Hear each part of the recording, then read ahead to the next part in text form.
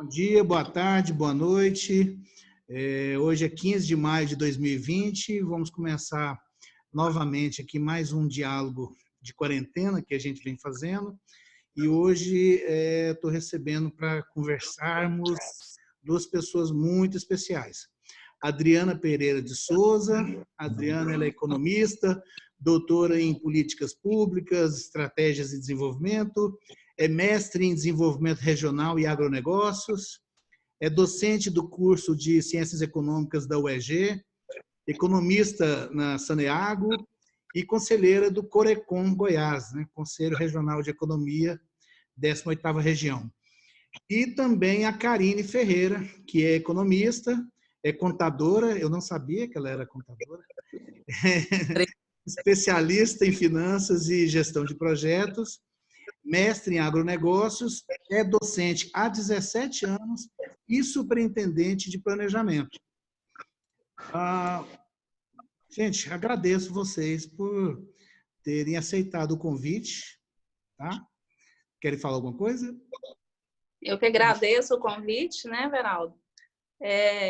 A gente vê aí, de vez em quando, a gente faz uns debates via internet aí, nas nossas redes sociais, e eu acho que o momento é bem oportuno para a gente estar puxando aí os assuntos econômicos diante desse contexto que a gente está vivendo agora, né? Uhum. Você... Eu agradeço, até porque, como eu estou um pouco longe da sala de aula, essa questão do isolamento, a gente não tem essa oportunidade de se expressar de uma questão global, né? Uhum. Porque mostra muitas divergências, né, em todos os níveis. Acho que a gente pode fazer esse alinhamento aqui, se é que é possível, né? Mas é bem interessante. Pois é, a internet serve para isso, gente. A internet ela veio para nos aproximar e para a gente tratar de assuntos interessantes, né? Então, nós vamos conversar hoje sobre a questão da crise do coronavírus. Nós vamos tentar aqui passar pelo antes do coronavírus, né? pela crise em si e quais são as possibilidades pós-coronavírus. Então, é interessante que a gente comece tratando desses antecedentes da crise do coronavírus, o que vem acontecendo? Existe uma narrativa de governo e de governistas que dá a ideia de que estava indo tudo bem, que a economia, no final de 2019, vinha apontando para um futuro maravilhoso, e a gente ia começar a crescer, os empregos viriam, e o Brasil se tornaria finalmente um país liberal, né, um país de mercado e em desenvolvimento como os outros. Então, o ministro Paulo Guedes, dava sempre a ideia de que a gente poderia alcançar uma Coreia, alcançar talvez uma China. Eu acho que ele vai longe demais quando pensando da maneira como ele pensa, querer alcançar algum desses países. Então, assim, é interessante a gente relembrar o seguinte, que o PIB do Brasil, ele vinha trazendo um comportamento nada interessante, né? Se a gente pegar de 2013 para cá, a gente passou por fases assim muito complicadas. 2013 foi um ano bom. 2013 a gente cresceu 3% e daí entramos numa maré terrível. 2014 crescemos 0,5%, 2015 decrescemos, né? Ou como nós economistas dizemos, foi um crescimento para baixo, né? Na verdade, é um crescimento que a gente que assusta, né? 2015 decrescemos menos 3,5%. PIB houve um crescimento muito ruim. 2016 também a gente decrescimento de novo, menos 3,3%. 2017 a gente começou a sair talvez dessa maré de baixa. A gente cresceu 1,3%. Em 2018, repetimos, 1,3%. Em 2019, em que houve a troca de governo e que o governo chegou com uma ideologia bem clara de mercado, de ultraliberalismo, nós conseguimos chegar a 1,1% no final de 2019. Quer dizer, piorou de 2018 para 2019. A narrativa do governo é completamente equivocada, ou é uma narrativa ideológica, é uma narrativa para a sua plateia, né? E o que aconteceu? Taxa de investimento. 2013 era 20,9%. 2019 foi 15,4%. É um número considerável, né? Uma queda considerável. E taxa de desemprego. 2014, a gente tinha uma taxa de desemprego de 6,5%. Em 2018, de 11,6%, e 2019, 11%. Quer dizer, o que trouxe em 2019, o que trouxe para a economia, que política econômica foi adotada que não trouxe solução alguma, ou então o que trouxe essa nova política econômica, né? Essa política econômica liberal. Bom, a gente viu que manteve ajuste fiscal draconiano, sustentou a questão do teto de gastos, veio com ideias de reforma, as reformas trabalhistas, previdenciária. Esse ano era para ocorrer a reforma tributária, a reforma administrativa, né? O governo chamou, inclusive, o servidor público de parasita, e precisava, né, dar esse fora. E ele também, na verdade, assim, a ideia do governo era extinguir um estado de bem-estar social, colocar o mercado no lugar, né? Inclusive, tem uma frase do Guedes que esclarece isso, eu coloquei aqui, ele diz o seguinte, que os recursos se perderam nos grandes programas onde piratas privados, burocratas corruptos e criaturas do pântano político se associaram contra o povo brasileiro. As frases do Guedes são ótimas.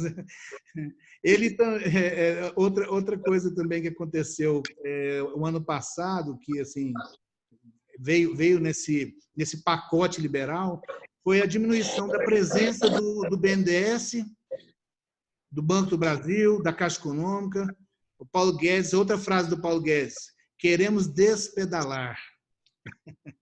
E junto disso veio outras coisas também, privatizações, né, ideias de privatizações, extinção de fundos, inclusive os constitucionais, e coisas terríveis como retirar proteção ao meio ambiente, redução das restrições ao uso de pesticidas na agricultura, retirou também proteção de santuários da vida marinha para estimular turismo. Quer dizer, é um novo paradigma que não é tão novo, né? Vem dentro do arcabouço de ideias que o Paulo Guedes traz com ele desde quando ele estudou lá na década de 70. Me parece que nunca mais ele leu nada. O que vocês acham desse período anterior, dessa narrativa deles, né? Dessas ideias? Pode começar pela Karine. Bom, vocês estão me escutando? Estou escutando. Tá. Primeiro, acho que essa pandemia do vírus, ela é apontada de forma monocasual, né, como a única responsável por esse aprofundamento econômico. Na verdade, a gente vê que isso é estimulado até pela pandemia. Ela ignora as causas objetivas que levaram à crise econômica de 2008, né? E a gente já está resgatando aquela crise de 2008, sendo que nenhuma das causas foi tratada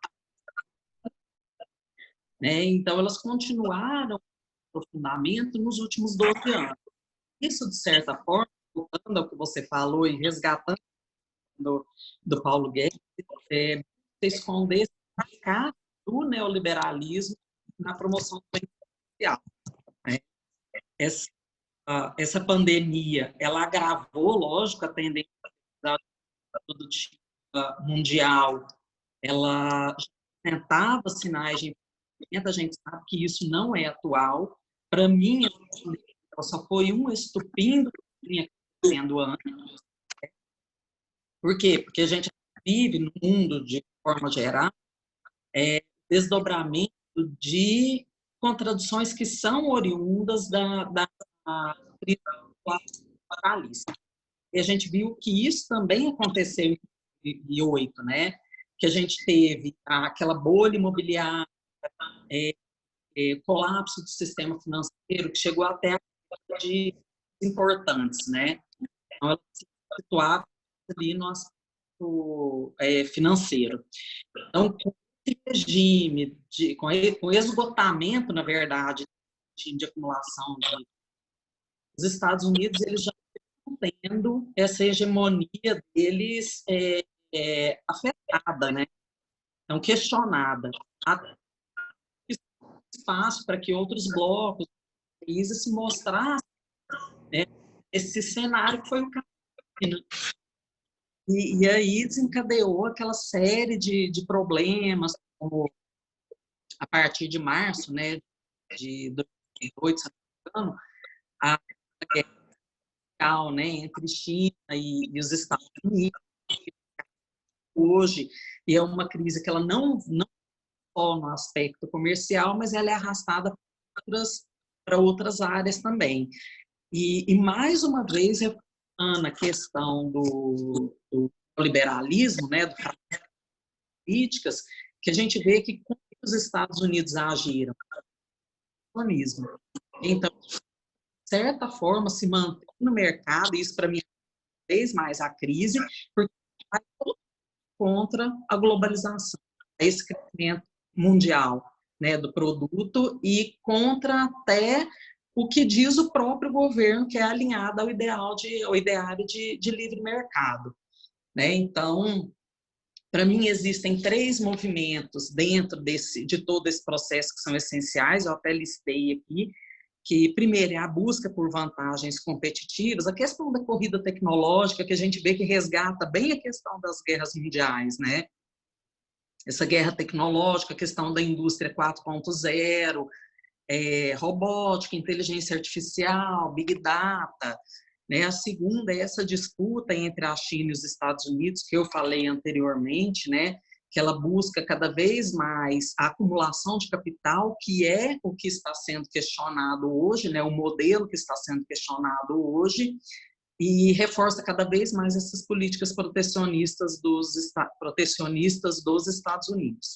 O terceiro seria o esgotamento do neoliberalismo. Para mim, essas políticas neoliberais nada mais foram do que as propulsoras dessa crise que nós vivemos hoje, né? E, para mim, elas não apresentam também uma alternativa de recuperação econômica. O que a gente vê? Essa tensão no campo social e político, que leva a essa crise na democracia liberal e a ascensão dos governos autoritários, que a gente vê que é bem característico do que a gente está vivendo hoje, né?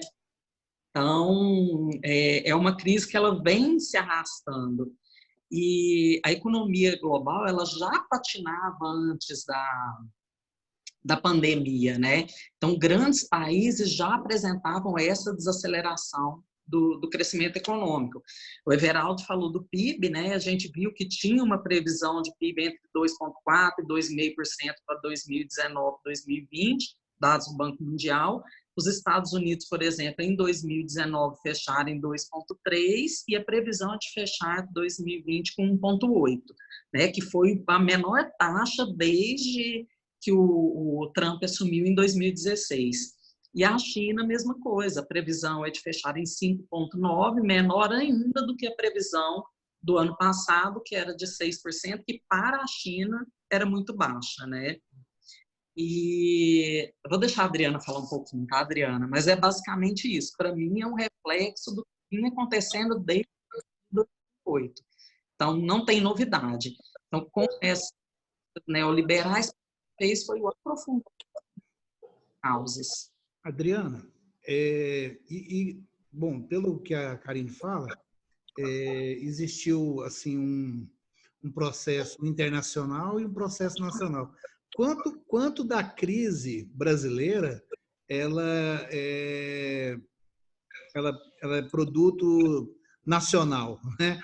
Que eu acho que um tanto de decisões que foram tomadas nos últimos tempos, eu acho que centralizar a crise bem naquilo, nas nossas decisões, né? Sim, bom, a gente está vivendo meio que aquela máxima assim, nada é tão ruim que não possa piorar. Né? Então, assim, isso tudo que a Karine falou tem muito fundamento, porque a economia mundial ela vem em processo recessivo já desde 2008 mesmo. E ela tem caminhado para esse processo de queda e isso não é novidade. Aí, quando a gente vem e traz essa realidade para o Brasil, o que a gente tem? Lá em 2008, o mundo estava na polvorosa, né, com a crise de 2008 e o Brasil estava bem. Né? O Brasil, naquele momento, não sentiu o impacto da crise internacional, naquele momento. E aí estava tudo bem politicamente, teoricamente estava tudo bem. E aí, quando o Brasil veio surfando naquela onda daquele momento, que estava onde o Estado estava investindo bastante na economia, a gente estava tendo processo de crescimento econômico, vamos dizer assim, proporcionado por essa participação maior do Estado, por incentivo ao setor privado. Então, a gente estava vivendo um momento bom. Acontece que quando chegou em meados de 2014, com a eleição, né, para presidente, a campanha eleitoral para a presidência da República, começou a partir dali, a gente já não estava mais com um crescimento tão acelerado, porque isso era uma coisa normal, era previsto economicamente que o crescimento de 2008 até 2014 ele iria reduzir a sua velocidade e estabilizaria, né? Teoricamente seria isso. Acontece que no período eleitoral de 2014, nós tivemos, para além desse processo de desaceleração no crescimento econômico, nós tivemos um processo de crise política, que foi acentuado em 2015 com o impeachment da presidente Dilma. E aí, né, a partir do momento que ela ganhou a eleição, e aí o negócio desorganizou, porque politicamente a crise foi muito forte. Então, nós entramos num processo de desaceleração da economia junto com a crise política, o que agravou a questão econômica. Então, nós tivemos um processo de impeachment, que a gente sabe que não é um processo fácil, é um processo complicado, que realmente... O que traz isso? O que representa isso economicamente? Representa insegurança institucional. Representa que o mundo olha para o Brasil com ares desconfiados. E aí derruba os investimentos. Não só o mundo, não só os investidores internacionais, mas os próprios investidores nacionais têm medo de investir num local, num país que a economia não é segura, porque politicamente ela é instável. E aí vivemos, a partir desse período do impeachment, assumiu o presidente, no caso Michel Temer, com uma agenda política e econômica das reformas, né, que você citou agora. E começou a partir dali a retração da presença do Estado, porque já estava com dificuldade financeira, né, no processo, em vez da economia caminhar sozinha, que seria meio que o processo natural, o Estado se retirou e começou a forçar as reformas. E a defesa das reformas era: se a gente aprovar a reforma trabalhista, nós conseguimos aumentar o nível de emprego. Se a gente aprovar a reforma da Previdência, nós vamos ter um superávit e vai resolver o problema da nossa economia e os investimentos vão continuar. Então, esse foi o discurso das reformas. Retirada do Estado né? E vamos dizer assim, essa parcela que estava sendo retirada do Estado estava sendo, de certa forma, jogada para a população. E tentando manter aí um nível de atividade econômica baseado num programa neoliberal de afastamento do Estado da economia. Aí veio novamente as eleições. Aí as eleições de 2018, né, que Bolsonaro assumiu aí, foi a crise política só acentuando. E aí, para piorar a situação, além da crise política e econômica que já estava instaurada, nós tivemos uma dualidade social muito grande. O brasileiro, começou a agir de forma agressiva, politicamente. Uhum. E, de certa forma, isso começou a prejudicar vários outros setores. E houve, então, essa divisão dual aí entre direita e esquerda, né? Entre tudo isso aí que aconteceu, que a gente está vendo ainda reflexo até hoje. E aí fizemos uma eleição, cuja a gente tinha 13 candidatos. 13 candidatos. A gente não pode dizer que não tinha opção. Né? Então, assim, eram 13 candidatos e tinha muita gente capacitada, tanto da esquerda quanto da direita. Independente de que caminho a gente seguiria, a gente tinha pessoas com maior entendimento do ponto de vista político, social e econômico. Dava para ter escolhido melhor, né? Ou se dava.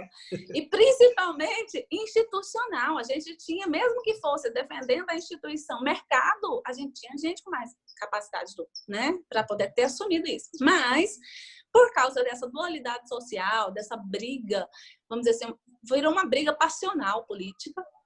E elegemos, então, né? Ele não votei nele, mas eu sou da campanha dele, não.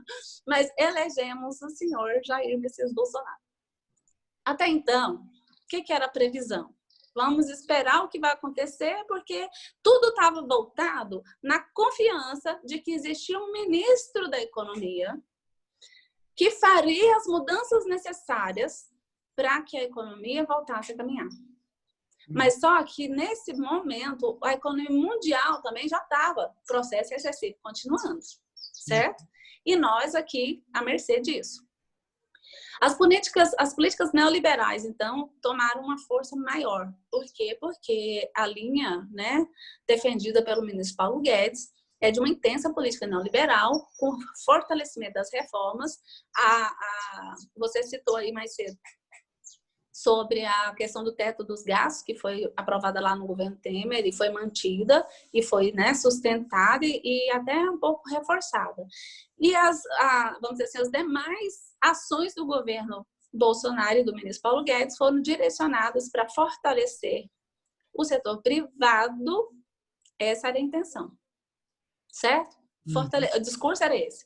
Vamos fortalecer o setor privado, vamos tirar o governo, vamos tirar o Estado da economia, vamos reduzir o papel do Estado e vamos deixar que as empresas, que a população, que as empresas resolvam o problema econômico.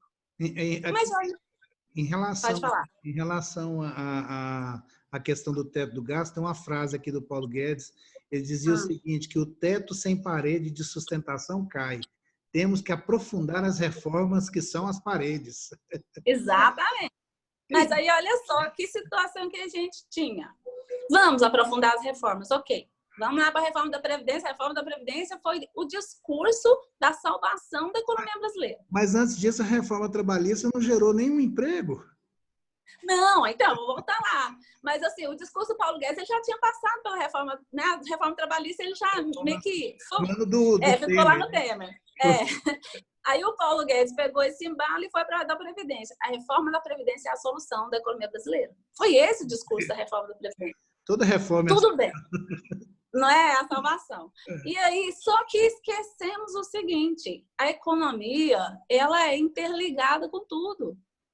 Se nós temos um processo internacional de caminho para a recessão econômica, redução da atividade econômica internacional, se nós temos um processo interno de política instável, onde gera insegurança para os investidores, que nós temos uma situação já de déficit da economia com dificuldade de investimento, E a única coisa que eu tenho para dizer é, olha, gente, vamos mudar o período aí, a forma de aposentadoria, que vai resolver nossos problemas. Gente, poderia ter resolvido no longo prazo. No curto prazo não surtiria efeito nenhum. A reforma trabalhista também não teve efeito. Por que que ela não teve efeito? Porque ela não atingiu o aumento do nível de emprego. Então não adianta eu mudar a estrutura de como eu vou contratar se eu não mudo a estrutura para gerar mais emprego, porque reduziu atividades, aí você citou, do BNDES, do Banco do Brasil, da Caixa Econômica, que são os principais financiadores, né, do setor privado na economia e que impulsiona esse setor para a geração de novos investimentos e de novos empregos automaticamente. Só que a redução... Oi. Uma observação. O pior foi que eles tiveram isso como a taxa de salvação, como o Everaldo disse, não foi nada anteriormente, nada, né? Cada dia sábado uma ação diferente. A gente vê que os números que eles divulgam são ou de empregos ou de atividades temporárias, como, por exemplo, Uber, food, esse tipo de atividade, né? Que você não tem vínculos. Né? Ou exatamente. mesmo são de empresas individuais, que também não gastam dinheiro. Ele deveria agir do outro lado, desonerar o empresário. Mas exatamente. ele não pode. Né? O trabalhador pode, que é quem sustenta a economia, mas eles não. E isso que você está falando explica um pouco por que a redução da taxa de juros durante esse período não levou ao crescimento, né? Não adiantou sair de um patamar alto e foi descendo, e a economia não respondendo a isso.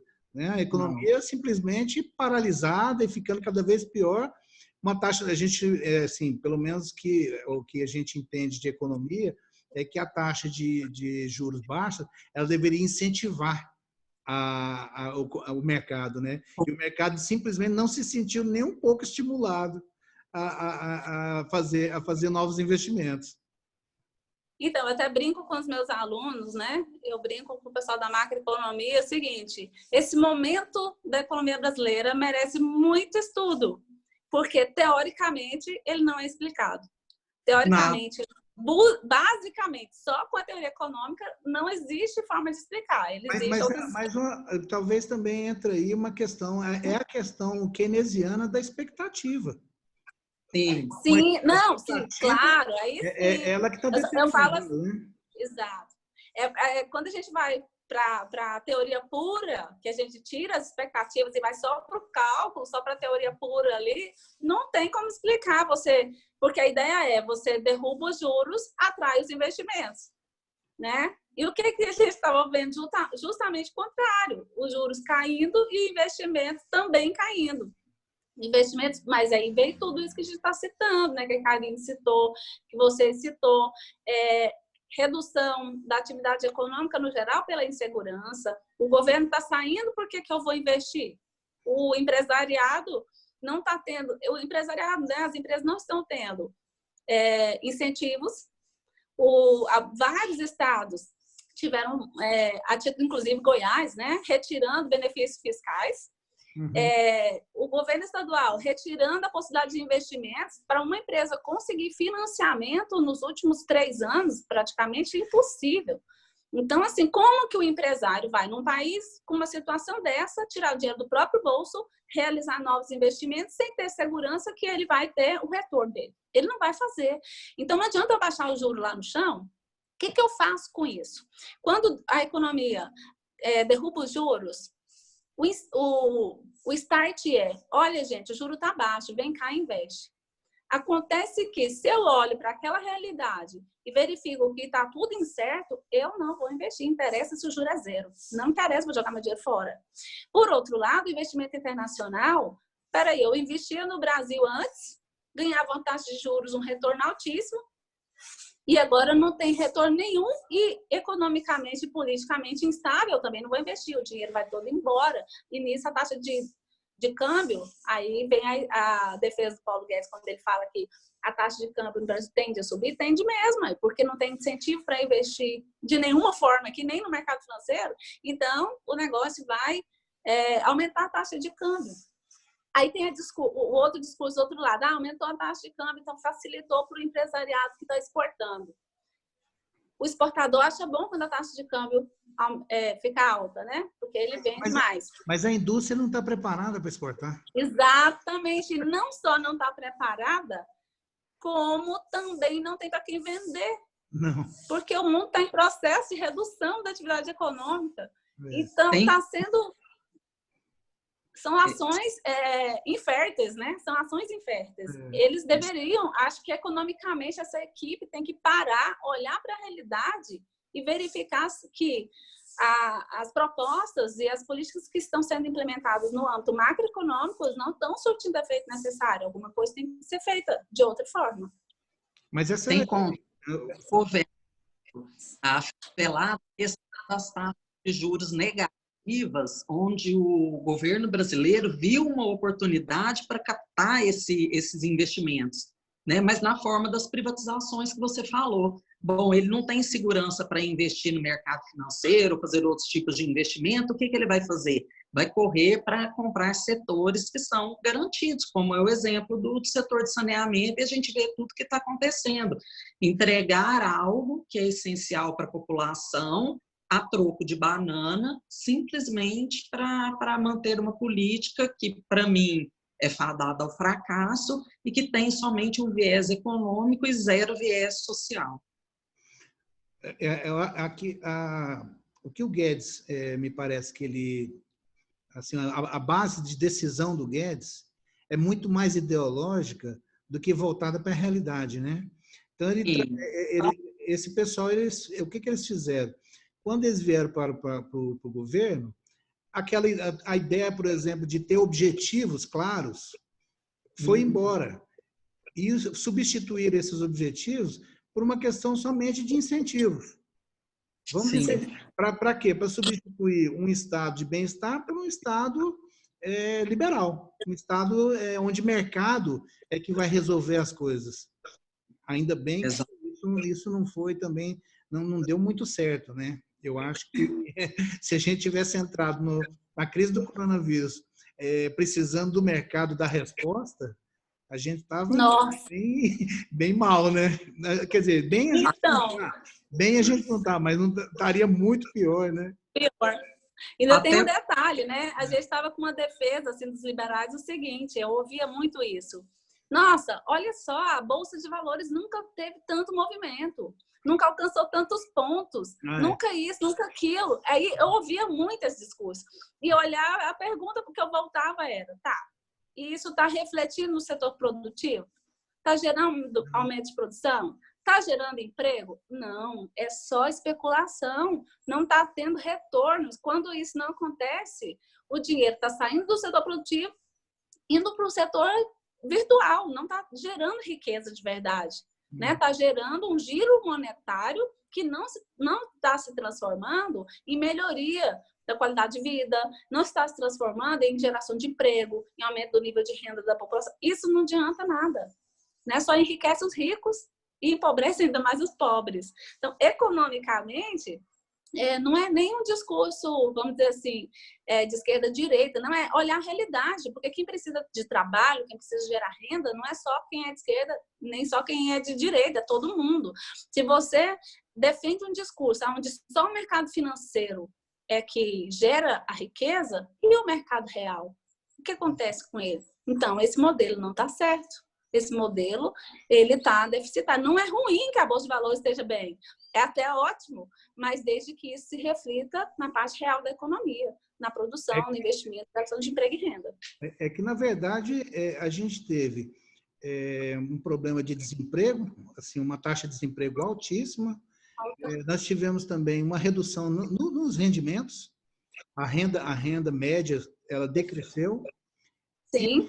E talvez a ideia de que investir no mercado de capitais fosse um tipo de oportunidade, na verdade, atingiu pessoas que estavam assim, se tinha algum dinheiro para poder fazer algum tipo de poupança, viu nisso uma necessidade, talvez, porque a poupança ela rende pouco. E aí... Sim, a ideia não é ruim, a ideia é até boa. O detalhe é que esse discurso não pode valer para a economia como um todo. Né? O que estava sendo... E aí entra uma questão que é a questão de que você está tirando dinheiro também do processo de produção, né? Está tirando dinheiro do mercado, onde poderia haver mais aquisição de bens e serviços, e está colocando no mercado de capitais para gerar alguma coisa que não se sabe qual vai ser, porque quanta gente perdeu dinheiro agora? Quantas pessoas que entraram ano passado acreditando nesse tanto de propaganda que hoje as redes sociais estão colocando, e agora está sem dinheiro. Não tem mais nem o dinheiro para comprar qualquer coisa, e não tem também o dinheiro que renderia, né, no futuro. E milagre do enriquecimento, milagre do enriquecimento passa, aí a gente sabe a teoria do risco e retorno que a gente... Brasil adora uma avestruz master. Adora. Master. Então, a Bolsa de Valores nesse período não foi nada mais nada menos do que uma avestruz master em nível internacional. Pois é.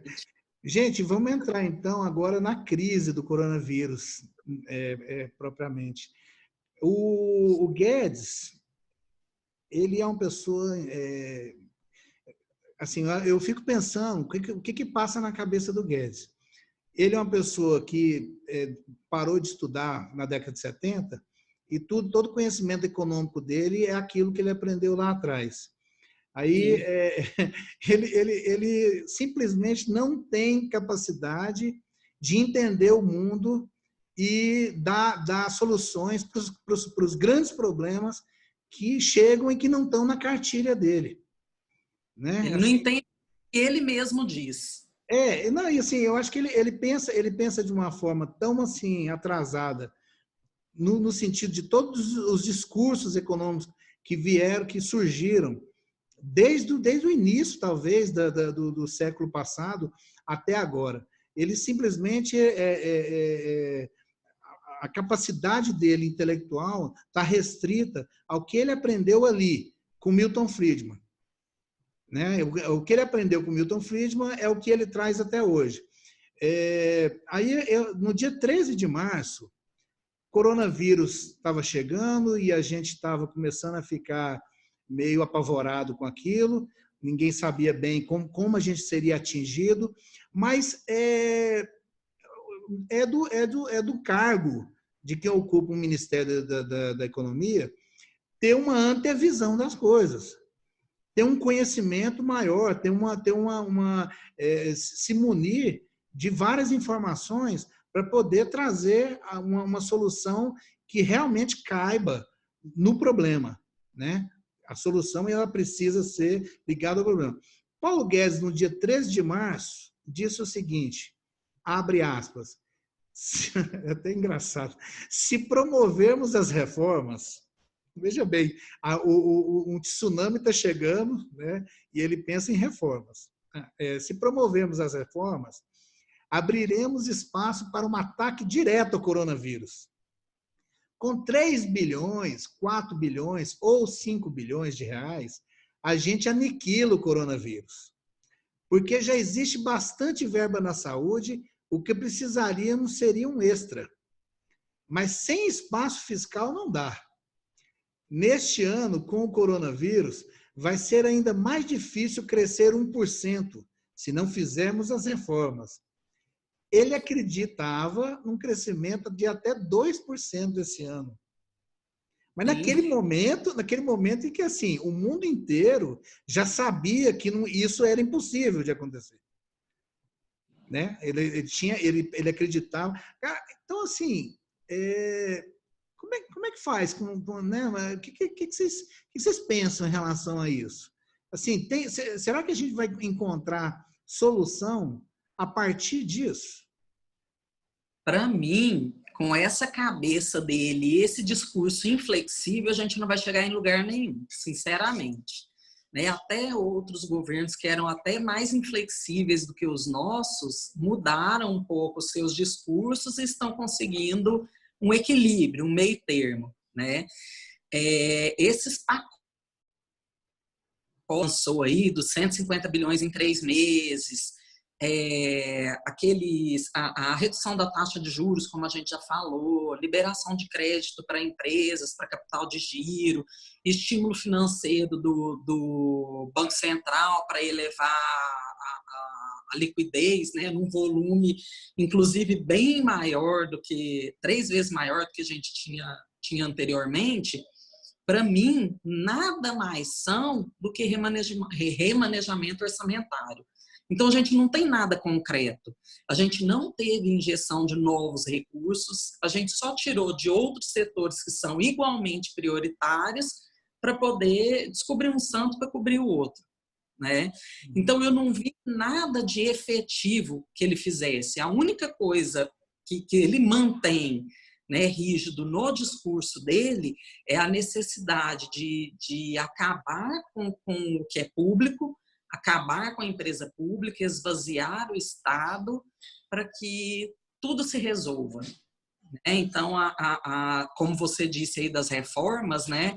Então eles viram essas reformas aí depois dessa fuga aí de capitais, que a gente viu que no começo do ano chegou a 83 bilhões, né, de dólares, cerca de 83 bilhões, bem maior do que ocorreu 3 meses após a crise de 2008. Então, eles viram essas reformas como a salvação. Aí a gente está vendo que nada está acontecendo do jeito que foi planejado.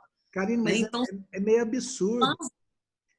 É meio absurdo. Você imagina só, uma casa pegando fogo, e a pessoa ali no meio da sala falando assim, gente, a gente precisa fazer um puxadinho ali, ó, no banheiro. A gente precisa trocar a pia. Nossa, eu podia trocar a cama, hein? E a casa pegou fogo. O cara ali... Gente, é a mesma coisa para mim. Seria cômico se não fosse trágico, né? Mas não é isso, né? Assim, o que você espera de alguém que reage dessa forma?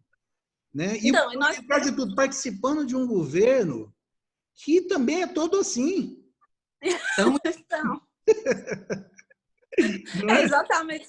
Seria muito cômico se não fosse trágico. Pois é. Porque é uma situação que a gente ri para não chorar. É um manicômio. Um sanatório, aquilo. O pior é que o sanatório não está só lá, né? O sanatório está espalhado no Brasil inteiro, porque tem assim, defesas que são... A gente olha e pensa assim, gente, é indefensável, é impossível falar isso, mas as pessoas ainda acreditam, porque o que você falou no início, o discurso deles é um discurso para a plateia deles. Né? É um discurso ideológico direcionado para quem eles querem que ouve. Certo? Então, assim, na prática, o que você falou é exatamente. O Paulo Guedes, ele tem uma visão econômica reduzida. Assim, quando ele foi escolhido para ministro, por pouco que eu conhecia, né, dele, por alguns levantamentos que fiz para entender qual era o pensamento dele, eu falei, gente, a pessoa não entende macroeconomia, como é que ele vai ser ministro da economia? Mas, vamos ver, né? Nem tudo nesse mundo está perdido, você tem capacidade de aprender. Mas acontece com o tempo que vai passando, e aí parece que as coisas têm caminhado não só econômica e politicamente para piora, mas aí vem uma realidade externa, né? Vem uma externalidade negativa muito forte com a história do coronavírus, que ela trouxe para a nossa realidade, para a realidade mundial, a necessidade de pensamentos diferentes, a necessidade de ações diferentes, a necessidade de previsões diferentes. de buscar alternativas de solucionar o problema, o que a gente não vê nesse governo, né? Principalmente na linha econômica e na postura do nosso chefe de Estado. Pelo menos deveria ter uma postura de chefe de Estado que não tem. Então, nós vemos o próprio governo brigando internamente por posições ideológicas frente à pandemia.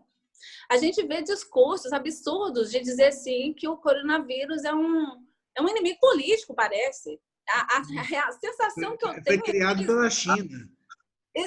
Sim, mas além disso, dessa questão aí de criar a China, briga internacional, além disso, parece que personificou-se o coronavírus como um adversário político do governo.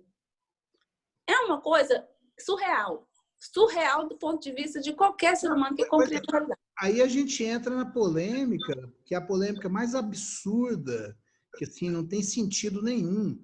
Nenhum país levou isso a ferro e fogo como o Brasil. A polêmica saúde versus economia. Economia, exatamente. Tem cabimento. Porque não é uma situação natural em que nós temos um problema na saúde que o tempo pode ser favorável a gente, que a gente pode, com o tempo, realizar investimentos na saúde e resolver o problema, amenizando a situação com um tempo longo. A gente não tem isso. Nós não temos essa possibilidade porque o vírus não permite, né? O vírus não permite que a gente tenha tempo, nós não temos tempo. Não. O que a gente tem que reagir para que isso não ocorra. Só que é muito difícil, parece, para algumas áreas aí, para algumas pessoas entenderem esse processo, inclusive nosso presidente. Até o Paulo Guedes, nesse ponto, ele entendeu. Ele entendeu no sentido assim, é uma pandemia, nós temos que tomar medidas preventivas. É mundial. Sim, mas o presidente não deixa, né? É uma situação louca, porque todos os ministros, pelo que a gente já viu, mesmo aqueles que concordam, assim, entre aspas, com o presidente, estão sem ação, porque eles têm uma visão da realidade, mesmo que limitada, um pouco mais ampla. E aí isso está prejudicando muito. Então, nessa questão política, aliás, saúde e economia, nós estamos tendo o nosso maior problema entre saúde e economia e a questão política. Porque nós nunca passamos por uma guerra. O Brasil nunca passou por uma situação extrema de ausência de recursos. Nós nunca passamos por uma situação de... O mundo teve 2 grandes guerras e nessas 2 grandes guerras nós estávamos fora dela. Né? Nós não passamos, nós não vivemos uma tragédia. As nossas tragédias foram Brumadinho, Mariana, um avião que caiu ali, uma enchente lá no Rio de Janeiro, outra lá em Santa Catarina, pontuais. Nunca foi nada geral. Então, o brasileiro ainda não entendeu que o processo é amplo e que se a gente, todo mundo, não tomar uma determinada posição, isso não vai se resolver. Ou vai se resolver de uma forma muito trágica. Né?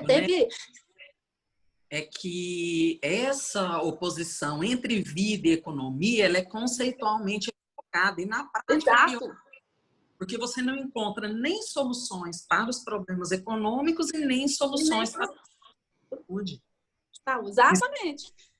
Olha, é aquela situação assim, nós temos que parar e pensar, é que nesse momento, até a gente, né, tem os memes aí da internet, tudo, né, a gente ri tudo, mas tem muitos que fazem até muito sentido.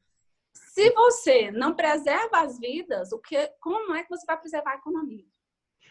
O ministro da Saúde foi trocado, né? Era o Luiz Henrique Mandetta. Era o Mandetta. E agora, aí, assim, como o Mandetta não correspondia a essa ideia de que a economia era mais importante que a saúde, ele foi trocado por esse Nelson III Reich. E ele... Coitado. Não, mas é engraçado que, assim, ele entrou disposto, né? Disposto a corresponder mais ao que o Bolsonaro queria.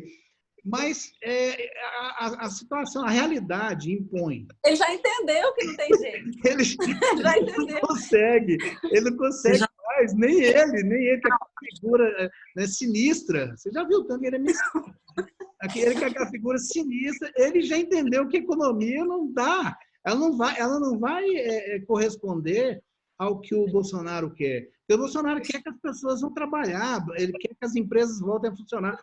Mas aí as pessoas vão morrer.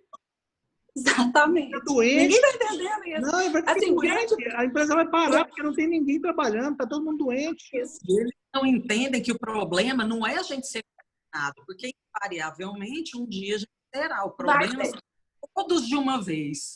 Pois é. Exato. Porque aí vai morrer muito mais gente. E aí não terá gente. Olha só que situação. Esquece a economia. Vamos pensar o seguinte: famílias. Tem gente que vai perder pai, vai perder mãe, vai perder irmão, vai perder filho. Se for todo mundo junto, psicologicamente, como é que essas pessoas vão estar preparadas para retomar suas vidas econômicas? Não se prepara. Para o Bolsonaro, assim, a família está morrendo, mas a pessoa está louca para sair para consumir. Isso. Então, assim, é uma situação tão extrema, tão extrema, que eu acho que o que você falou lá no Paulo Guedes, que parou lá na década de 70, é meio que também nesse sentido. É tão extrema que eles não conseguem entender o tamanho do problema. Né? Que o problema não é só a loja tem que estar aberta, a fábrica tem que estar funcionando, porque não vai ter gente para comprar. Não adianta eu ir lá trabalhar. E o pior é que com essa ideologia do Guedes, essa ideia de que mercado é o grande herói, né? Vai ser o grande herói do Brasil, vai ser o mercado. Quer dizer, essa ilusão que vem da ideologia, ela é mais um problema no sentido de que, assim, mesmo ele sabendo que vai ter que tomar certas decisões keynesianas, como ele deve fazer isso sem desapontar os seus seguidores? Eu acho que é esse o problema. Então, assim, ele entra com o keynesianismo envergonhado. É por isso que ainda não foi tomada. Eu observo que eu acho que é esse o problema, porque até o Trump já mudou postura. Sim. O mundo inteiro mudou a postura, porque tem uma chargezinha que tá assim, né? O mundo liberal e o Keynes caminhando numa ribanceira. Quando o liberal cai, o Keynes segura a mão dele. Uhum. Porque é o Keynes que vai salvar no final da história. Ó, Misses rolando lá e o Keynes segurando. Não é o Keynes isso? Aí o Keynes segurando. Por quê? Porque é uma situação que não estava prevista. A gente não pode ignorar, vamos dizer assim, não vamos defender 100% da economia keynesiana, não, mas nesse momento a gente não pode ignorar que quando ele identificou tudo isso que ele publicou na teoria dele, foi justamente no período de pós-guerra. Não, e o Keynes dizia o seguinte, ele falava, olha, quando as circunstâncias mudam, eu mudo também. E você? Sim. Né? Exato, vai permanecer lá, né? É o que você falou. O tsunami está vindo, mas para manter o meu ideal, para manter a minha ideologia, para manter o meu discurso, eu fico aqui esperando a onda chegar. Mas eu não faço nada. Eu vejo como o maior problema hoje para os extremos, ou liberal ou keynesiano mais, ou equilíbrio. Então, o mercado a atuação do Estado é necessário? Não, e tem momentos que é propício para uma ação mais intensa do mercado. Tem momento que é propício para isso. E tem momentos que é propício e necessário a atuação mais forte do Estado, que é agora. O discurso que eu vejo desse governo, que é muito cruel, é assim: olha, você tem que ir trabalhar, porque eu não vou conseguir manter a sua vida. Então, você tem que trabalhar. As pessoas estão se sentindo culpadas por não poderem ir trabalhar. As pessoas estão se sentindo culpadas por uma coisa que não é culpa de ninguém. Elas estão se sentindo envergonhadas porque estão recebendo, quem conseguiu, né, receber o benefício do governo. Elas estão envergonhadas porque não conseguem pagar suas contas. Gente, quem vai conseguir pagar as contas nesse momento? Não é nós. Existe a questão. Existe uma ideia de que o trabalho é um valor moral. Então, assim, as pessoas se sentem assim, se sentem mal de não estar trabalhando, sabe? De não estar exercendo aquilo que ela faz no dia a dia. tendo que ficar em casa. Quer dizer, e aí as pessoas parece que... É porque o problema é o seguinte, como a gente tem duas falas diferentes, uma que vem de cima para baixo, olha, precisa voltar ao comércio, precisa trabalhar, e uma outra que vem da ciência, que vem de áreas técnicas, dizendo, gente, não deve trabalhar, deve ficar... Então, isso cria uma confusão.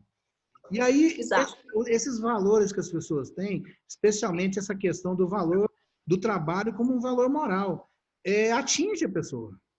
Sim. Atinge a pessoa. É terrível isso. Então, assim, é um sofrimento, é mais um sofrimento imposto pelo governo.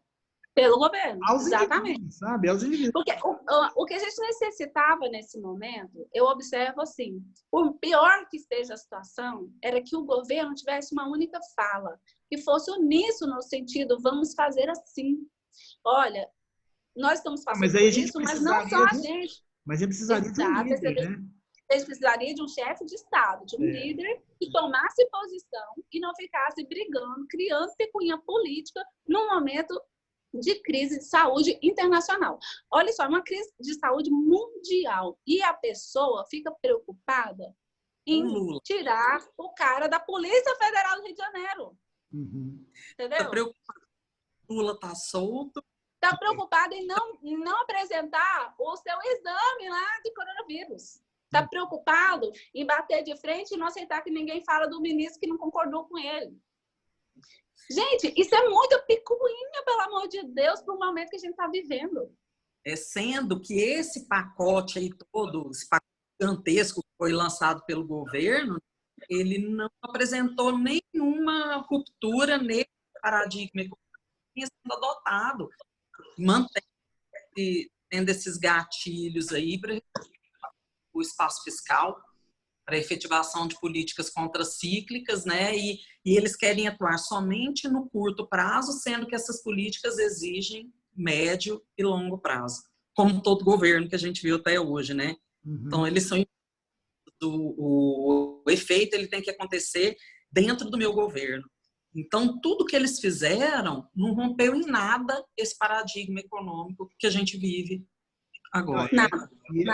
É o caso dessa renda básica emergencial, né? Ela está programada para 3 meses. E é evidente, está mais do que claro, que essa crise do coronavírus, ela não dura somente 3 meses. E pior, no caso do Brasil, como o Brasil está insistindo em ir contra aquilo que a OMS diz, aquilo que os outros países estão fazendo, países asiáticos fizeram e já estão desfrutando de uma maior liberdade. O Brasil corre o risco de sair dessa pandemia, de ser o último país a sair dessa pandemia. Então, nós estamos assumindo uma seguinte postura. A postura correta é, vamos agir no curto prazo para colher, no médio e longo prazo, o benefício de ter agido rápido.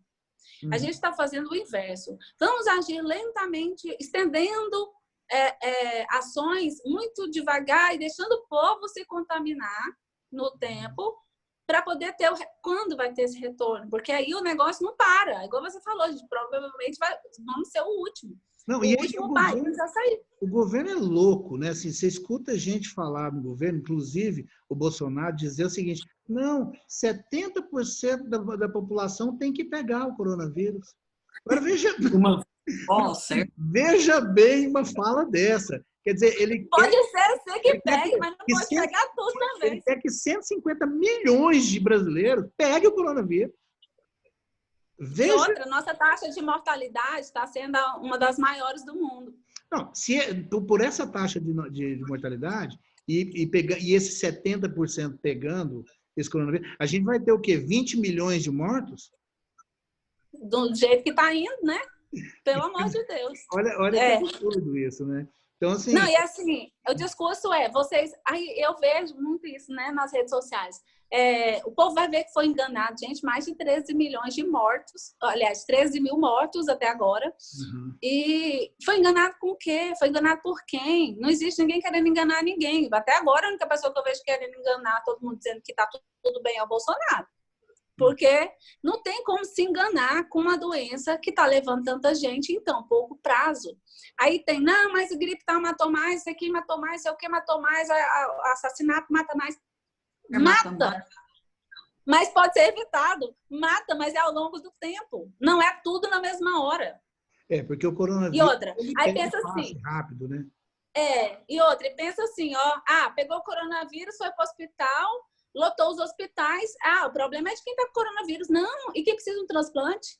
E quem sofreu um acidente? E quem sofreu um AVC? E quem teve outra qualquer doença que precisou de uma UTI ou de um hospital e não tem vaga? Não vai morrer quem está com coronavírus, mais as outras. Dependem dos hospitais diariamente com pacientes renais, muitos deles não estão indo aos hospitais com medo de contaminação. Sim. Não, e fora que se a gente pensar que os profissionais de saúde não vão aguentar isso muito tempo. Já está todo mundo doente. Eu entendo o seguinte, eu entendo que o Brasil, por não ter vivido, como você mesmo disse, Adriana, a gente nunca viveu uma grande catástrofe. E a gente nunca passou por uma situação de epidemia ou de pandemia em que a gente fosse forçado a criar protocolo. Nós não temos protocolo, não tínhamos protocolo, não temos ainda, para combater qualquer tipo de epidemia. A Ásia, alguns países já tinham isso, como a Coreia.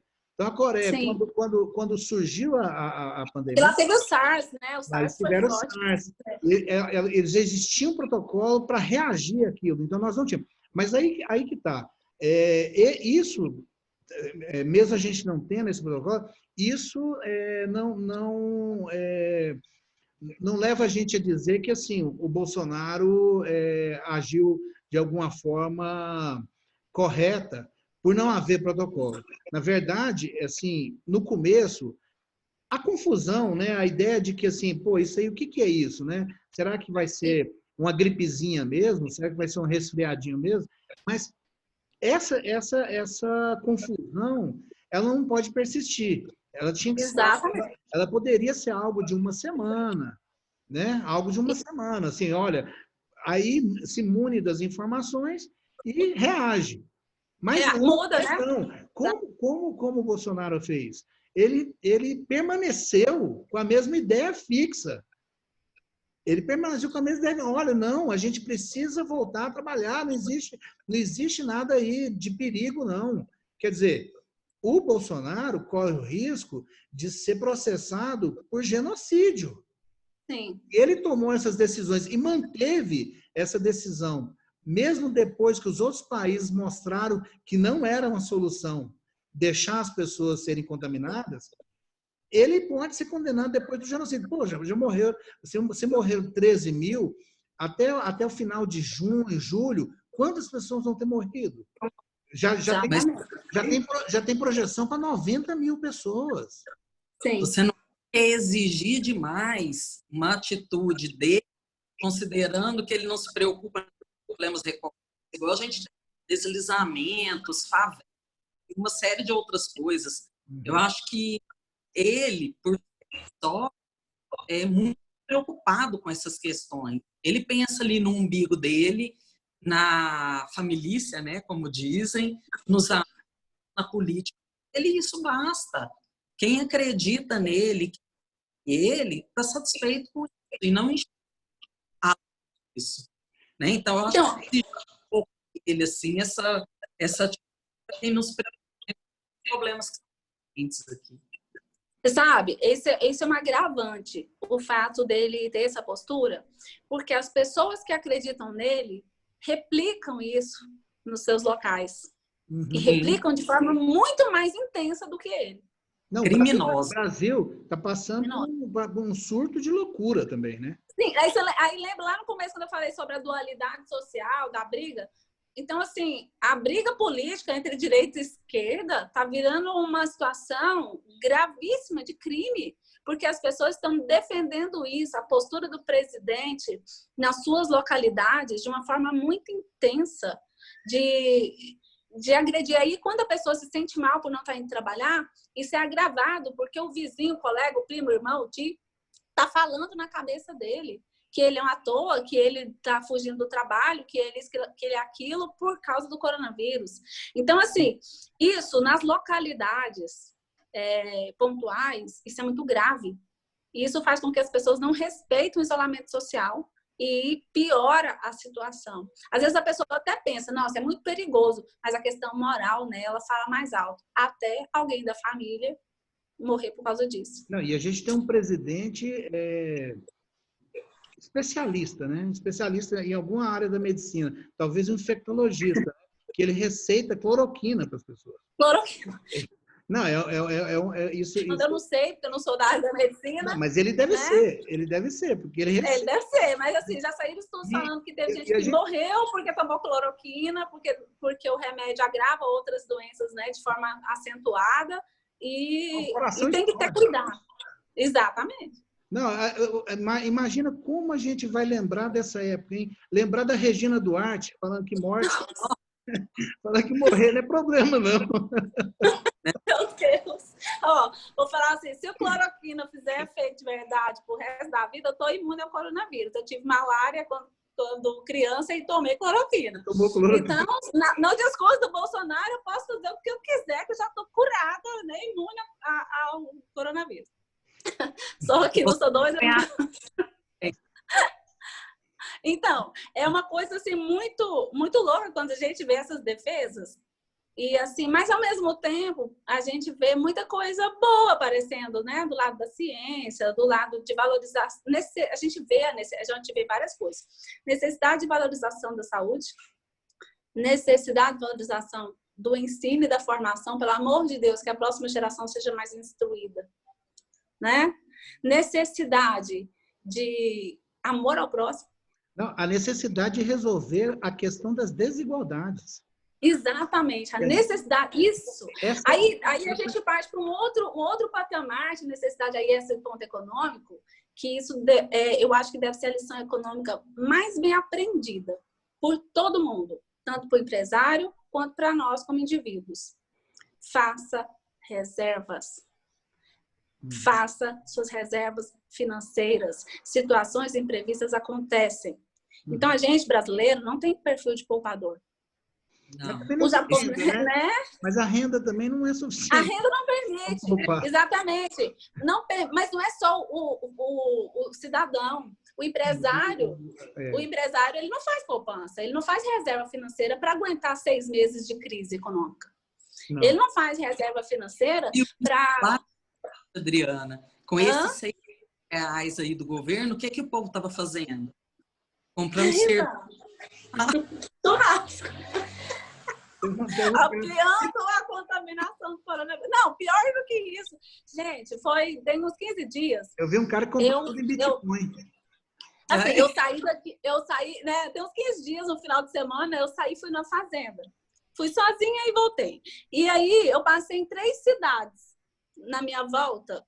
E nessas 3 cidades, na segunda de manhã, as 3 cidades, antes das 8 da manhã, tinha fila na porta da Caixa Econômica.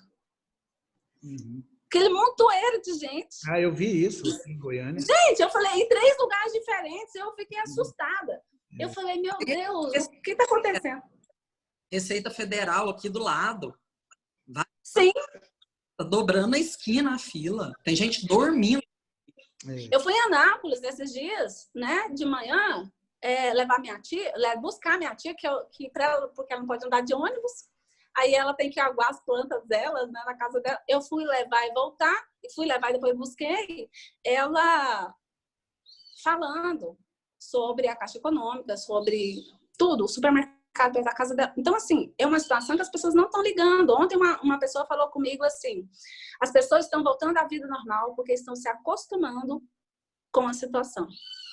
Então, isso é agravante. Mas, Adriana, as pessoas se acostumam com essa situação até morrer alguém de dentro de casa. Sim. Quando morrer Exatamente. Alguém... Lembra? Aí a situação muda, viu? Oi? Você lembra, Verão? O problema é esse, né? Karine, Nada que uma entubadinha básica. Ah, sim.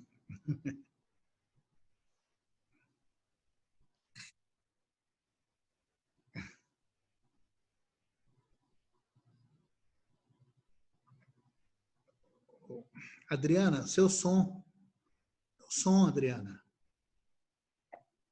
Então, falando assim, que as pessoas levam como se a gente estivesse torcendo contra o governo. Nós não estamos torcendo contra o governo, nós estamos torcendo a favor da redução do impacto da pandemia. Né? E vira uma questão política, briga boba.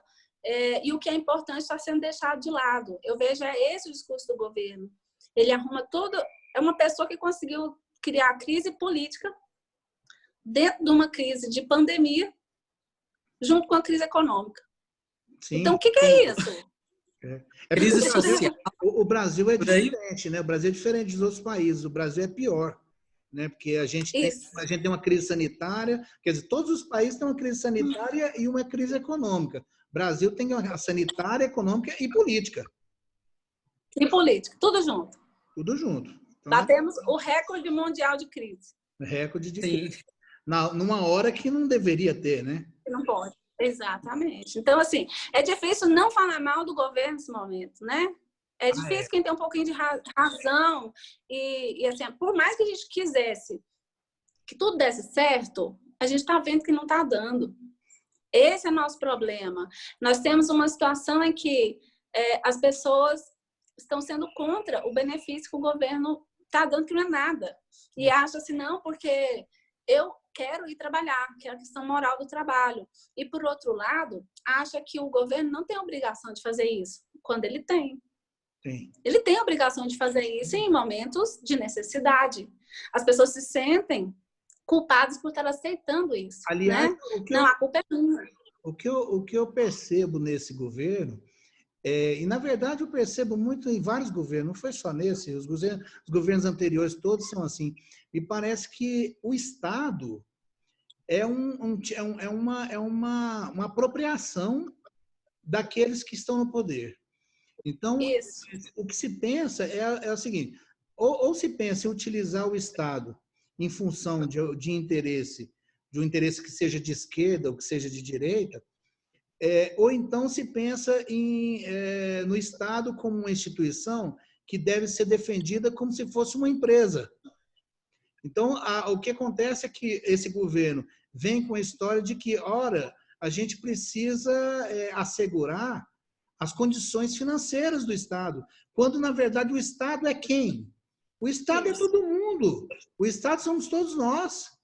Todo mundo. Todo mundo é o Estado. Quer dizer, o Estado... Ele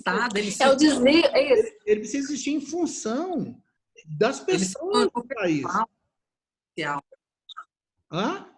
Fala novamente, Karine. Ele é mais social. Sim. Isso, o Estado perdeu a visão nossa, né? Principalmente, eu acho que a brasileira, que eu estou vendo muito isso, a visão brasileira do Estado é de que o Estado é uma empresa. O Estado tem que dar lucro. Né? O Estado não existe em função da sociedade. O Estado tem que dar lucro, e isso é muito louco. Uhum. É a visão que eles têm, né? Neoliberal deles aí, tudo tem que ser privado, inclusive o Estado, pelo jeito que percebe. A partir do momento que ele passa a ser pessoal, ele é privado. O Estado ele é apropriado, né, por quem está no poder. Gente, mas vamos prosseguir mais um pouquinho aqui no que a gente está trabalhando, né, o nosso tema aqui. Em relação ao que vai acontecer depois que nós sairmos dessa crise, não saímos da crise, mas saímos do problema, né? Quando conseguimos assim superar a questão sanitária. Quer dizer, muita coisa tem que ser feita, muita coisa, pelo menos a gente espera que elas sejam feitas. Como que vocês veem a questão do futuro do Brasil, né, após o fim da crise sanitária? Bom, a primeira coisa que eu vejo, ele tem que mudar o rumo. O que eu digo que é mudar o rumo? É mudar o discurso dele, essas políticas da elas estão sendo postas, e não só em nível de poder, mas a população em si. Né? Então, eu assisti vários, inclusive iam essas crises, né? Esse período ele é visto como um momento de mudança, tanto internamente quanto externamente. Então, eu acho que esse é, sim, o nosso momento de mudança. É o momento do equilíbrio, equilíbrio pessoal, equilíbrio social, econômico, em todas as esferas, né? Essa é a principal palavra, eu acho, tem que ter o equilíbrio. O Estado, ele no que for possível, a iniciativa privada ela tem que ajudar no que for possível, né? Caso contrário, a gente não vai conseguir sair dessa crise. E acabar com esse discurso idiota de que ou a direita é melhor que a esquerda, se eu não concordo com esse governo é porque eu sou de esquerda, isso não existe. Isso não existe. Né? O primeiro, porque eu acho que partido político é o mal do século. Né? Esse negócio de direita e esquerda, tudo bem, gera um debate, é saudável, mas desde que ele não chegue aos níveis que a gente atingiu hoje. Né? Ele está nocivo, tanto que chegou a um nível de politizar uma doença grave. Né? Então, a gente tem que mudar essa cabeça, tem que mudar a cultura do brasileiro, tem que mudar a cultura das empresas e, principalmente, a nossa forma de proteger quem nos representa. Basicamente. Eu acho que, economicamente, independente de qualquer coisa, qualquer medida que a gente esteja tomando, o mundo inteiro vai estar prejudicado. Então, economicamente, não há como esperar que, como se fosse assim. Eu acho engraçado até quando as pessoas falam assim, o governo decretou que fechou tudo. Agora vamos esperar que o governo vai decretar que vai abrir tudo. E no dia que o governo decretar que acabou a quarentena, o coronavírus vai embora. Gente, não é assim. Todo sai. Não, bom que fosse assim, né? O governo tivesse o poder de definir o dia que acaba a pandemia. Isso precisa ser entendido. Por quê? Porque isso tem que ser entendido por qual motivo? Porque isso vai nos dar tranquilidade para entender que as coisas vão voltar muito lentamente ao normal. Nós vamos estar numa situação econômica negativa no Brasil e no mundo inteiro. Então, não adianta eu produzir para exportar, porque meu dólar está alto, porque ninguém lá fora está comprando. Uhum. Né? Não adianta eu querer produzir para vender internamente, porque aqui ninguém tem renda. Tudo vai ser lento. A produção vai voltar lentamente, a vida das pessoas vai voltar lentamente, tudo vai ser um processo, até parece, né? Às vezes a gente até pensa muito sobre isso, até parece que o mundo estava tão acelerado que precisou parar. E agora vamos começar de novo, do passo a passo. Então, tudo, como você falou, tem que ser mudado. A forma de pensar, o discurso, o posicionamento. Isso está muito difícil de lidar no Brasil, né? A gente vê essas divergências aí, sociais, políticas e tudo. Isso está muito difícil porque isso desgasta, né? Desgasta as relações, desgasta questões econômicas, desgasta tudo. E eu acho que, assim, a primeira coisa que a gente deve ter bem claro na mente é que não vai voltar imediato. Acabou agora a pandemia e amanhã a economia está bombando. Não existe. A previsão é de que nosso PIB, por exemplo, caia mais de 4% esse ano. Sim. Né? Então, assim... Pode falar, Belão. Bom, não, é o seguinte, é que você fala que, vocês duas, né, falam que a gente precisa mudar certos entendimentos, mas a gente passa por um processo muito complicado, que é essa divisão política que a gente tem hoje, extremos não estão, assim, conseguindo se relacionar politicamente. Então, assim, isso já é assustador. As posições políticas do nosso governo são posições também extremadas, né? São posições econômicas extremadas, políticas, sociais extremadas. Quer dizer que, assim, dificilmente a gente, com esse tipo de governo, com esse tipo de ideologia que domina hoje o poder, a gente vai conseguir uma comunicação interna que resolva assim, que dê rumo, que dê assim, caminho, que gere um caminho e um horizonte para o país. Quer dizer que assim, eu acho que os investimentos, as nossas decisões pessoais vão estar muito ligadas a isso. E pior, aí eu acho que é o pior de tudo, é que o mundo vai tentar um reequilíbrio após essa crise. Eu acredito que conferências mundiais muito importantes vão ter que ser realizadas. Qual é o papel da China? Qual é o papel dos Estados Unidos? Qual é o papel da Europa? Qual é o papel dos países asiáticos a partir desse novo momento? Quer dizer, não sei se chega a ter uma conferência do tipo Bretton Woods, algo assim que muda, que cria, inclusive, cria novas instituições. Mas esse diálogo entre os países vai ser muito importante para dar solução para dar solução para o mundo. Talvez a redução das desigualdades entre aí, porque é algo que já vinha sendo conversado e é algo que já começa a dominar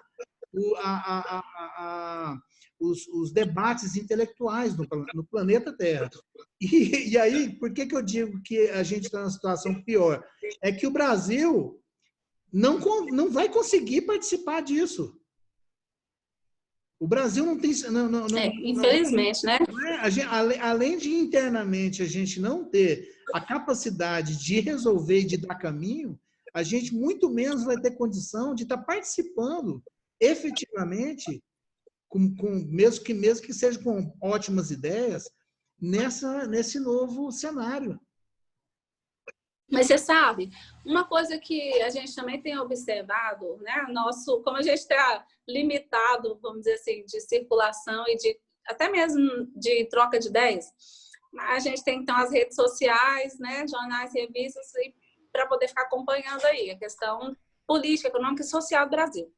Uma das coisas que tem aparecido muito fortemente, devido até às ações políticas do próprio governo, né, do próprio presidente, é que está havendo uma galera que era muito defensora das ideias dele, que está começando opa, peraí, né? Não era bem isso que eu queria. O governo também está, de certa forma, desmanchando, né?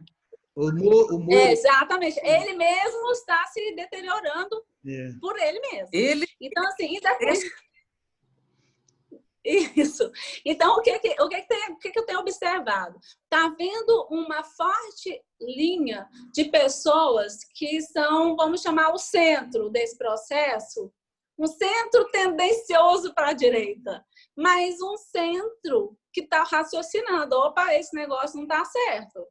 Provavelmente nós teremos alguns acontecimentos políticos fortes. Eu não sei se a gente vai caminhar para um impeachment, apesar de achar que deve. Também. Certo? Na verdade, eu acho que ele deveria renunciar.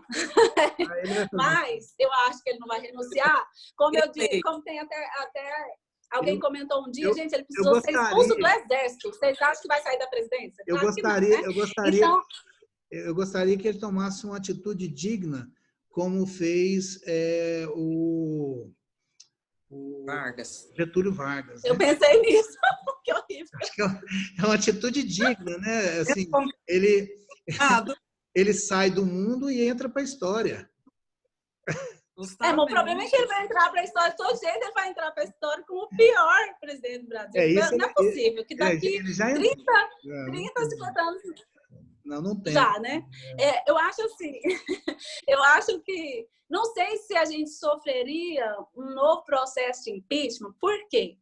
Porque o presidente da Câmara, o Rodrigo Maia, ele está reticente com isso. Até mesmo por causa das polarizações.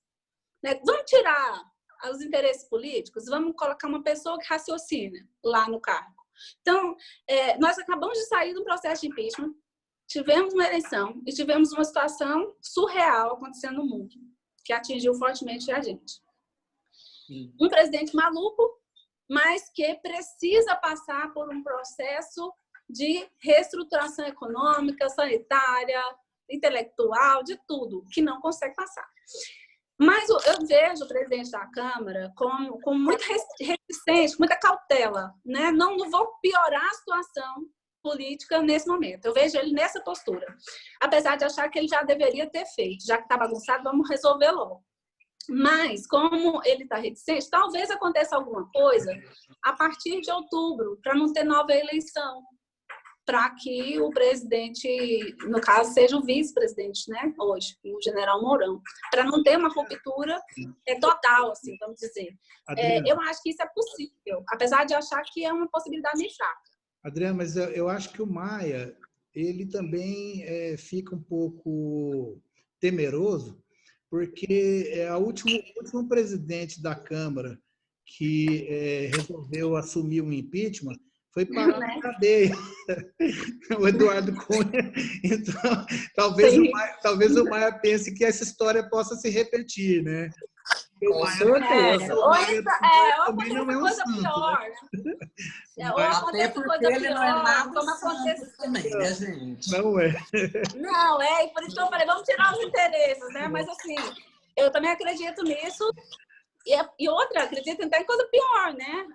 Tipo, PC Farias, sei lá, né? Pedro Collor, que aconteceram coisas muito piores com eles. Já. Então, assim, eu acho que existe toda essa preocupação, né? Mas, assim, além disso, apesar de achar necessário, e talvez a gente passe por esse processo de queda de mais um presidente, eu acho que a próxima eleição vai ser menos... Bom, eu acho que pior que essa é meio difícil. Mas, assim, eu acho que essa galera que está raciocinando o que foi que eu fiz, o que é que está acontecendo agora, vai começar a pensar que tem que colocar uma pessoa, não que faça o discurso que inflame a galera, mas que faça um discurso coerente com a questão política que deve ser tomada e levada a sério. Porque ficar fazendo piada em momento de pandemia, ficar fazendo chacota de quem está doente ou de quem não teve condição de não trabalhar, fazendo piada com o ministro, com isso, com aquilo, criar a situação. Gente, ele conseguiu criar uma situação de fazer com que o Moro pedisse para sair do governo. Exatamente. Para que ele foi criar isso no meio de uma situação pandêmica que a gente está vivendo? Não tem sentido, né? É uma coisa assim, claro, a gente sabe o motivo, mas é muita criancice. Eu acho que é muito mimado. Eu acho que é muito olhar para o próprio umbigo e esquecer o problema todo que está acontecendo, ficar dizendo, não sou coveiro, não sei. Aí o povo ainda fala, mas não foi esse o contexto, não interessa qual foi o contexto, o chefe de Estado... Mas foi o que ele disse, Foi o que ele disse, nós estamos numa situação, né, mas nós estamos juntos. Não, cara, não fala isso. Isso é muito difícil de lidar. Eu acho que a postura de um chefe de Estado tem que ser, gente, nós vamos cair no abismo, nós vamos cair no buraco, mas nós vamos cair juntos, nós vamos cair por esse caminho aqui. Entendeu? Não é assim, cada um se vira, não. Vamos cair juntos nesse caminho. É igual a história do eu sou Messias, mas não faço milagres. Gente, aquilo ali foi... Cada fala do Bolsonaro naquele chiqueirinho ali do lado de fora do palácio é terrível, né? Não, e dentro da reunião agora, de dizer, antes de atingir minha família, eu derrubo todo mundo, eu tiro o ministro, eu tiro o presidente. Pelo amor de Deus, né? O que é isso?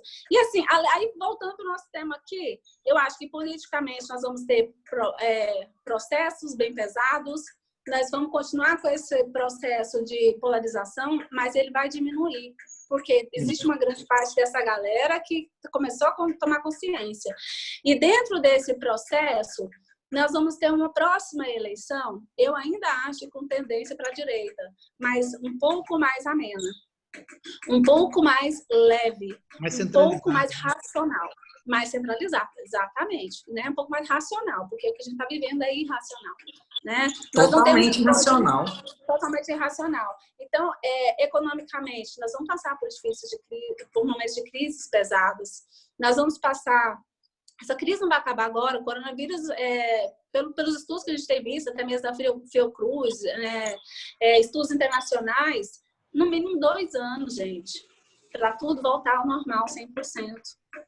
As pessoas vão ter receio. Adriana, Até porque o problema não é somente o coronavírus, né? Então, ele está sendo, como foi a minha primeira fala, né?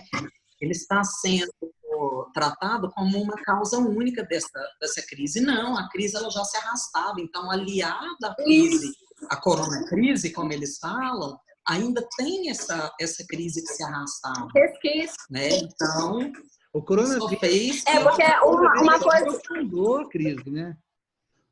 Isso. O que o Everaldo falou lá no começo, né? O Everaldo falou sobre isso. O coronavírus, ele se transformou na desculpa para toda a crise que a gente já vinha sofrendo antes. É como se essa crise não existisse, mas na verdade ela já existia. Alguma mudança teria que ser feita. Eu acho que aí o lado positivo da história da pandemia é que não somos só nós que estamos, né, na confusão, o mundo inteiro. E, ao mesmo tempo, existe uma necessidade obrigatória de mudança de rumo, porque senão a gente não seria. Então, assim, é uma ruptura. Eu vejo que é uma ruptura do modo econômico mundial de viver. O que o Everaldo falou sobre as conferências, realmente elas são necessárias. O rumo tem que ser alterado. Eu acho que seria muito bom que viesse um novo Bretton Woods, né? Que viesse um novo modelo econômico mundial, porque o modelo neoliberal, como a Karine falou, ele não funcionou, ele não tem funcionado. Ele tem agravado as nossas dificuldades econômicas, sociais, né? A questão criminal, a questão de tudo tem sido agravado por esse modelo neoliberal. É a oportunidade que a gente tem de rever alguns dogmas, como, por exemplo, o fiscalismo, desde o final da década de 80. Então, são questões que a gente vem arrastando desde aquela época e reforçando ainda o que o Everaldo falou, elas não se reciclaram, assim como o Guedes também não se reciclou. Né? Então, ele veio junto com esses dogmas que têm que ser revistos. Não, e outra coisa, a gente pensar que o coronavírus ele é uma consequência das desigualdades. Veja o que acontece. De onde surgiu o coronavírus? Ele surge num mercadinho lá em Wuhan, onde as pessoas comem qualquer coisa. Por que elas comem qualquer coisa? Porque é histórico, eles passaram por muitos problemas. E aquilo ali se tornou tradição, se tornou um costume. Vamos fazer sopa hoje de quê? De morcego. Vamos comer hoje espetinho de quê? Espetinho de lacraia. Não estou dizendo, não estou falando isso como se para mim não é um absurdo se comer isso. Mas é claro que assim, num mundo onde questões alimentares já foram resolvidas, existe muita pobreza ainda. Existe ainda uma miséria, existe algo que deve ser solucionado. Porque se surgiu o coronavírus lá, naquela região da China, nessa situação, poderia ter surgido aqui na Amazônia, onde a gente tem muito mais micro-organismos. A gente tem muito mais milhões de micro-organismos. Exatamente. Aguardando, entendeu? Aguardando o momento dele. Aí vem o quê? Vem uma questão como aquecimento global. Em que momento que vai ser propício surgir outro vírus em função do aquecimento, em função de mudança climática, em função da invasão do homem no meio ambiente? Né? Então, assim, essas questões, elas precisam ser resolvidas. Eu acho que, assim, passou da hora de se pensar que o mundo é todo próspero, ou então não é ninguém próspero. Sim. Não é isso? Eu acho que... Sim. Eu acho que tem caminhado um pouco para esse raciocínio mesmo, para esse olhar diferente sobre a questão econômica, porque até é interessante quando a gente fala sobre economia, as pessoas sempre pensam em mercado financeiro, bolsa de valores e banco e tarará, né? Sendo que a economia ela tem uma outra função. A função da economia é exatamente administrar esses recursos mundiais de forma que toda a população tenha as melhores condições possíveis. A economia tem uma função política. Exatamente. E aí, o que a gente vê, o que você fala aí sobre as desigualdades, tem muito argumento assim, a gente vê também. Mas a fome mata muito mais. Mata porque é desigual. Porque se não fosse desigual, todo mundo teria acesso à alimentação e ainda sobrava comida no mundo. Sim, Né? sim. E assim, esse discurso ele é fraco, ele já nem deveria existir mais, porque não é a fome o problema é a desigualdade. Né? Alimentação tem, alimentação para todo mundo tem e sobra. O problema é que ela não é repartida. Então, a acumulação, essa linha de acumulação forte, essa linha de mercado que acumula, o capital que acumula e acumula e acumula, ele não é distribuído, ela vai causar todos esses problemas que a gente está vivendo agora. Questões sanitárias, questões sociais, questão de criminalidade, questão de divergências e dualidades políticas fortes. Né? Nós vamos ter situações em que as pessoas não têm nem condição de se alimentar direito, quem dirá de pensar o que é melhor para ela, qual a melhor decisão para a vida dela. Não, e após essa crise econômica, vai se acentuar a questão da desigualdade. Ela vai se assim, e a solução para isso, ela não tem como, ela só virá de uma atitude política. Não, assim, mercado não vai solucionar isso. Não é interesse, né? Não é interesse do mercado. Tem algumas linhas aí da economia que trabalham com a economia solidária, né? Tem a questão de mudança do paradigma de produção. Eu acho que isso é o principal, né? Mudança do paradigma de produção.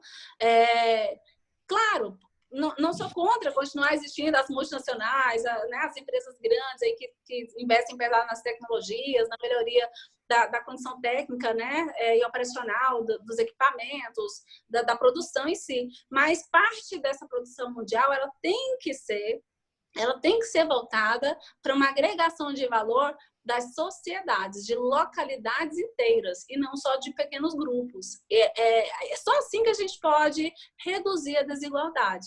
A gente criar mini blocos de grandes blocos de produção, enquanto o resto continua na margem, que é esse o sistema que a gente vive, não vai mudar. Então, tem que mudar o discurso, tem que mudar a forma de enxergar a produção, não como uma forma de acumulação, mas como uma forma de melhoria das condições e qualidade de vida das pessoas. É isso que está faltando. Gente, nós vamos caminhar para o final agora, porque senão a gente vai ficar aqui até amanhã. Vai. Assunto tem. O assunto não vai faltar. Então, gente... Mas a gente quase não conversa. O que eu queria era o seguinte, que vocês falassem para mim, assim, qual que vai ser a impressão pessoal de vocês em relação ao que estão vivendo agora? Porque, para mim, o meu problema é cortar o cabelo. Né? Não tem como cortar o cabelo vai crescendo igual do Bozo, igual do Krusty, o palhaço lá do Simpsons. E não tem onde cortar esse negócio. Então, acho que na minha memória o que vai ficar é que eu não cortava o cabelo. E vocês, assim, o que vai ficar desse tempo, se a gente sobreviver, é claro, né? Nós vamos. Bom, para mim, o que vai ficar mais é a reinvenção, porque a gente está tendo que se reinventar, né? E outra coisa também, gente, olha, nós como professores, eu nunca valorizei tanto professor na minha vida. Nunca. Eu nunca achei escola tão barata como eu estou achando neste momento. Então, eu estou traumatizada. Escola, para mim, é assim, prioridade máxima, porque o sofrimento. Então, para mim... Outra coisa também, tá comendo mais? Nossa! Meu Deus! É outra marca desse tempo é essa, né? Comer para cá. Meu Deus! Não tem lógica. Não tem lógica.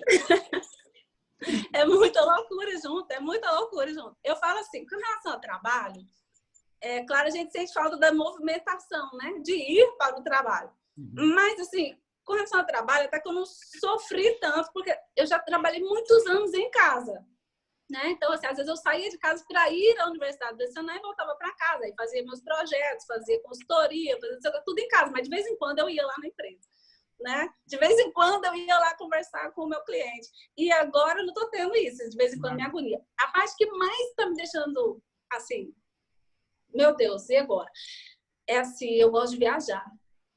Ai, duas. Nem que seja assim, ó, eu chego em casa na sexta-feira à noite, aí eu olho para a cara dos meninos assim, né, em dias normais. Olho para a cara deles, vou para dentro do quarto, arrumo a mala, põe dentro do carro e falo assim, vamos ali em Caldas Novas, né? Ou então eu pego todo mundo e falo, não, vamos ali em Jaraguá, sei lá, vamos no Rio de Janeiro. É um negócio assim, vamos fazer qualquer coisa fora de casa. E aí a gente não está tendo. O turismo vai para voltar ao Nossa, turismo agora, hein? Vai ser uma coisa... Vai ser muito vai ser difícil. Eu não quero turismo, todas as áreas de entretenimento, né? Que envolve aglomeração, vai ser um caos, né? Até retornar isso vai ser muito complicado. Turismo, então, nossa senhora. Então, uma das coisas que eu sinto muito falta é viajar com relação às crianças. Eu tenho 2 filhos em fase de alfabetização, né? Um literalmente na alfabetização, que eu estou tendo que alfabetizá-lo só aqui em casa. A outra está no 3º ano, né, do ensino fundamental.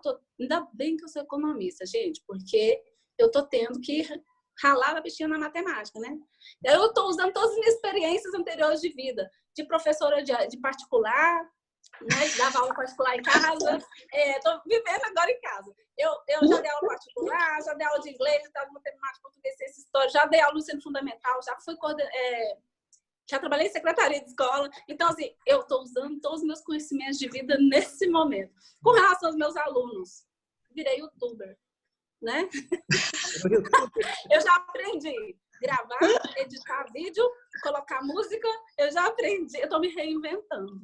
Quem era completamente contra, a minha maior lição da quarentena nesse ponto eu era completamente contra o ensino à distância, o EAD.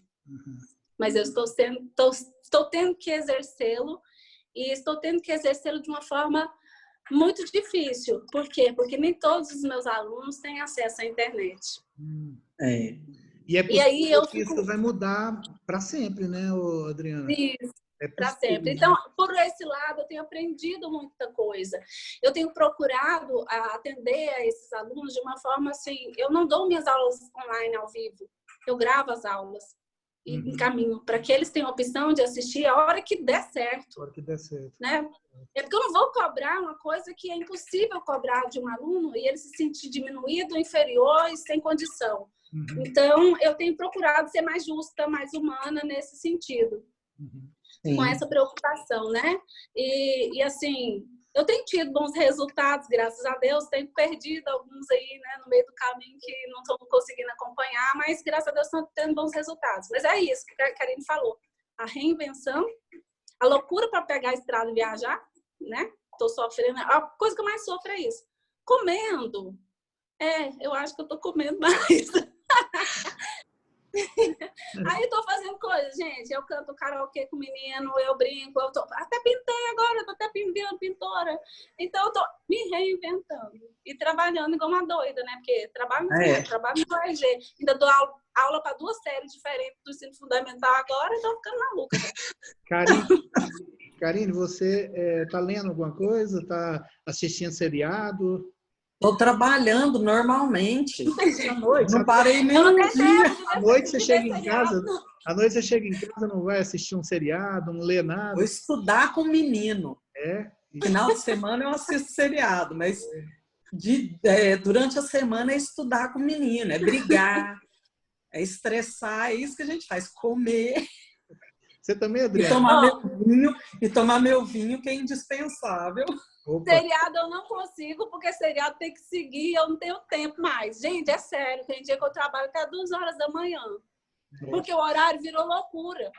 Porque tem dia que eu falo, não, agora eu vou gravar as aulas. Aí eu sento na frente do computador, quando eu vejo tá 2 horas da manhã. Então, é assim, louco, porque é uma rotina que não existe, né? Não tem rotina. E ao mesmo tempo você tem coisa para entregar, você tem data para cumprir, você tem não sei o que lá. Tem dia que é uma coisa louca, tem dia que eu pensei, não, eu quero que volta, porque eu preciso ter tempo para sentar e almoçar sem ficar olhando para ver se o celular tá com o WhatsApp mandando alguma coisa, se tá pedindo. Aí outra, menino com o celular na mão, né? A briga aqui em casa é o celular. A briga é o bandido com o celular. Me dá esse celular, menino, não pode, não pode, não pode. A gente tá tendo... E outra, eu acho que o pior é, no meio disso tudo, controlar o acesso das crianças a tudo que é tecnológico. Isso é uma coisa que eu tenho que ralar, assim, para vigiar. Né? Porque às vezes eu preciso concentrar no trabalho, mas eu tenho que estar vigiando o menino ali. E isso é um pouco... Eu falo que a gente está trabalhando mais do que quando estava indo trabalhar nas empresas do jeito normal. Sim. Né? Mas tá bom. Eu acho que eu tenho que agradecer, porque eu tenho a oportunidade de ficar na minha casa e de ficar com os meus filhos. Esse lado eu tô achando bom. Eu tenho tido a seguinte visão. Graças a Deus, eu tenho a oportunidade de estar na minha casa com os meus filhos, acompanhando o dia a dia deles. Coisa que eu não tinha há um tempo atrás, que a minha vida era muito louca, muito corrida. Hoje eu tô tendo a oportunidade de ter. Para mim, estar na minha casa é uma bênção. Então, eu acho ruim quando eu vejo alguém falar assim, que eu estou estar dentro de casa, nesse momento, é a única coisa que eu estou vendo como positiva. Estar junto com a família, estar no nosso refúgio. Para mim, isso é uma bênção. Né? Sim. Eu gostaria que as pessoas pensassem muito sobre isso. Que eu acho que o mundo inteiro estava tão fora de casa que agora muita gente não se identifica com a casa. Né? Mas eu tenho começado a raciocinar um pouco sobre isso. Graças a Deus eu estou tendo essa oportunidade. Lá na China, depois que acabou a quarentena, teve um aumento significativo de separação. Com certeza. Divórcio. Ainda bem que esse risco a gente não corre, né, Adriana? O fato de não ser casado é muito favorável. Senão, provavelmente, já tinha feito passear ali no hospital, sabe? Mas no Brasil a coisa tá feia, viu? Tem aumentado a violência doméstica. Aumentou demais.